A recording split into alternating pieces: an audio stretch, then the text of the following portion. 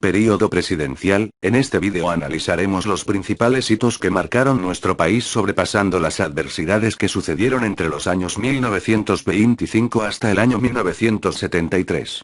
Además veremos las principales obras de los presidentes que legislaron nuestro país y sus avances en el desarrollo para un mejor futuro y la actualidad en la que vivimos. Emiliano Figueroa Larraín fue elegido presidente en 1925 tras la renuncia de Arturo Alessandri Palma. Su vida política estuvo marcada por distintos cargos los cuales asumía para acompañar a su hermano Javier Ángel Figueroa. Su etapa como presidente fue una de las peores en la historia de Chile, marcada por una crisis económica, y el ministro Carlos Ibáñez opacando el gobierno, el mismo que fue su mano derecha en las ideas como la creación de nuevos cargos públicos, o la creación de la Contraloría General de la República. Este período fue el inicio de una crisis política en Chile considerada la segunda anarquía. Fatídicamente un 16 de mayo de 1931, luego de sufrir un accidente automovilístico, el vehículo en el que iba Emiliano Figueroa fue impactado por otro, causando su muerte. Carlos Ibáñez del Campo, exmilitar y ministro de Figueroa, lanzó su candidatura para presidente saliendo electo con una amplia mayoría de 98% de los votos. Durante su gobierno Ibáñez quería fortalecer el rol del Estado, tanto así que creó fiscalizaciones para los distintos poderes. En 1927 se creó el Cuerpo de Carabineros de Chile. Por otro lado, le dio gran énfasis a las obras públicas y encargó la educación a su respectivo ministerio. Mientras que Chile se estableció con una división de 16 provincias luego de solucionar la pugna que tenía Chile y Perú con las ciudades de Tacna y Arica, firmando el Tratado de Lima, el cual afirmaba que Tacna era para Perú y Arica era para Chile.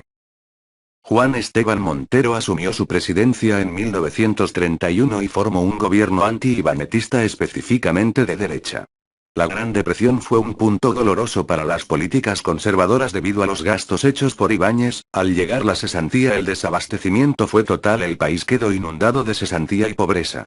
Este gobierno duró un par de meses y precipitó sumando a la decadencia. El 4 de junio de 1932 el coronel Marmaduke Grove hizo un golpe de estado y por esto se genera un período de desgobierno y cambio político. Arturo Alessandri Palma, luego de ser senador por la región de Antofagasta y Tarapacá en 1932 con el apoyo del Partido Liberal, triunfa en las elecciones y así comienza su segundo período en la presidencia de Chile. Con miedo a una actitud golpista tuvo un gobierno lleno de prevenciones. En el aspecto económico se inició la recuperación de la crisis de 1929, también creó el COSACH y el COVENSA. Reanudó el pago de la deuda externa y los excedentes fueron destinados a obras públicas tales como el Estadio Nacional y numerosas escuelas, además de separar la PDI de Carabineros de Chile. La igualdad se hizo presente y otorgó el voto a las mujeres para autoridades civiles. Pedro Aguirre Cerda, electo presidente en el año 1938 con afán de crecimiento. Su frase "gobernar es educar" tenía tendencia a aumentar la capacidad productora del país. Impredeciblemente durante su gobierno debió afrontar un terremoto que azotó a la ciudad de Chillán, afectando entre Talca y Biobío, por lo que debió iniciar la reconstrucción el 25 de agosto de 1939. Ibáñez y Herrera intentan hacer un golpe de estado, lo que terminó en un fracaso y el exilio de Ibáñez. Él mismo crea instituciones como el Corfo y ANSA. Además, durante su mandato comienza la Segunda Guerra Mundial. Juan Antonio Ríos asume el cargo como presidente de la República en 1942, transformándose en el segundo gobierno radical, pero los problemas aparecen, los gastos públicos están desordenados, la inflación se eleva y el fallecimiento de Pedro Aguirre Cerda causa inseguridad. Para tratar de solucionar esto, Ríos le da un gran énfasis al Corfo. Más allá de desabastecimiento y la inflación, su gobierno debió afrontar las graves consecuencias de la Segunda Guerra Mundial. Aún así, Ríos avanzó en el fomento agrícola y educación rural, favoreciendo a las personas aisladas de la ciudad. También creó la ENAP y la Defensa Civil. Gabriel González Videla asumió su cargo como presidente en el año 1946, su innovación y derecho a igualdad dio a la mujer el derecho a voto por la presidencia, abriendo un mundo nuevo de democracia, además de nombrar a Adriana Holguín como la primera ministra de Latinoamérica.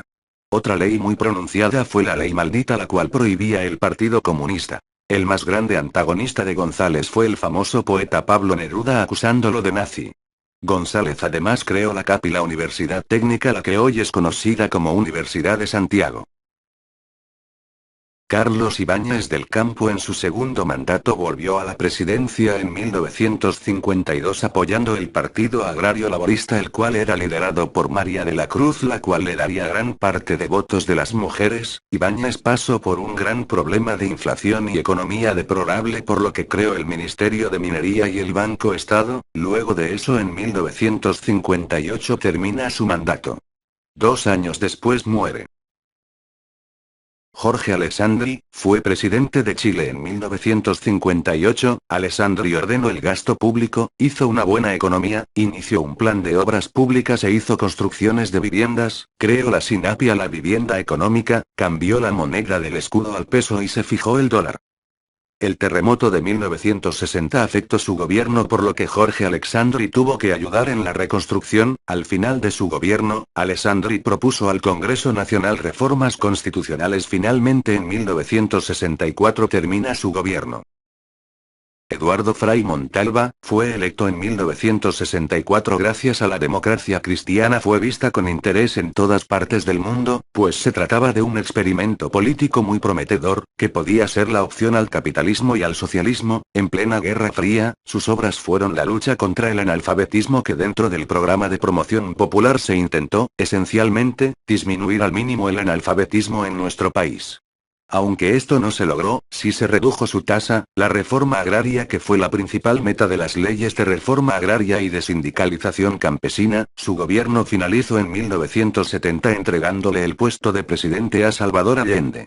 Salvador Allende asumió el mando de la presidencia el 4 de septiembre de 1970 luego de 3 candidaturas fallidas. Fue un político socialista inspirado en un gobierno comunista que fue elegido por democracia. Entre sus obras está la estabilización de las áreas claves de la economía, la nacionalización del cobre y una aceleración de la reforma agraria. Su gobierno estuvo en medio de la Guerra Fría y una grave crisis financiera. Este período terminó abruptamente mediante un golpe militar un 11 de septiembre de 1973, en el cual participaron las 3 ramas de las Fuerzas Armadas encabezado por Augusto Pinochet, cuya dictadura duró por 10 años y medio.